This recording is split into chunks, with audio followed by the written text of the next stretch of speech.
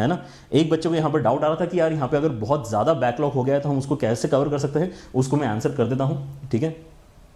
आपके पास में अभी यहाँ पर जो आपका जो 3 डॉट है वो स्टार्ट होता है बेटा अप्रैल, मई और जून ऑलमोस्ट यहाँ पर खत्म होने वाला है, ठीक है। सो तीनों महीने का बैकलॉग है ऐसा अगर आप मान के बैठते हो, ठीक है। तो पहली बात तो बहुत सारा बैकलॉग है ना। आप यहाँ पर अभी जो है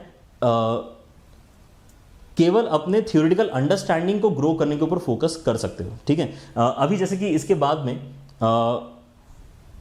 अगर आप केमिस्ट्री के ऊपर फोकस करो, अगर आप फिजिक्स के ऊपर फोकस करो, तो there is a very good chance कि आपको स्टार्टिंग से ही सब कुछ सीखना पड़ेगा, है ना। फिजिक्स में आपको इनिशियली जैसे इंपॉर्टेंट मैथमेटिकल टूल्स बताए जाते हैं, डिफरेंशिएशन कैसे करते हैं, इंटीग्रेशन कैसे करते हैं, ठीक है। आपको यहाँ पर रेक्टिलिनियर मोशन बताया जाएगा कि एक लाइन में अगर आप चल रहे हो तो कैसे।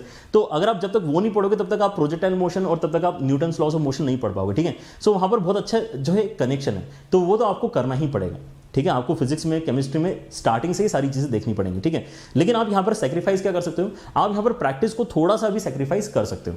नो डाउट आपको प्रैक्टिस करनी पड़ेगी, क्योंकि आप अगर केवल थियोरेटिकली अपनी जो है चीजों को समझते जाओगे तो आपको पता तो चल जाएगा, है ना। आप अगर केवल थ्योरी के ऊपर फोकस करोगे तो एटलीस्ट आपके साथ में बेनिफिट क्या होगा कि अगर आगे कोई टीचर आपसे पीछे वाले चैप्टर के बारे में पूछेगा तो आपको आंसर कर जाएगा कि हाँ हाँ हाँ, है ना। मोल कंसेप्ट में सर आपने ये बोला था, है ना, हाँ हाँ हाँ सर आपने बेसिकली जो है डिफरेंशिएशन करना हमको सिखा दिया, यस नमो सर आपने डिफरेंशिएशन सिखा दिया है। इस टाइप के आंसर्स आपको देते आएंगे, ठीक है। तो इसलिए थियोरेटिकल तो आपको वर्क करना ही पड़ेगा।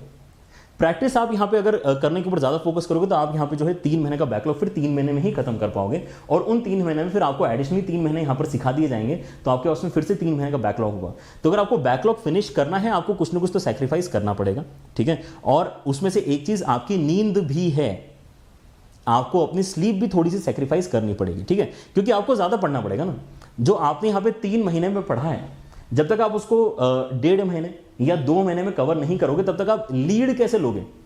तो आपको अगर लीड लेना है तो आपको यहाँ पर एडिशनल एफर्ट्स डालने पड़ेंगे, ठीक है। और कोई बात नहीं, है ना, यहाँ पर अगर आपसे इनिशियली ये मिस्टेक होगी तो एटलीस्ट आगे जाके नहीं होगी, ठीक है। So make sure to rectify this as soon as possible, but I would give it at least 3 months.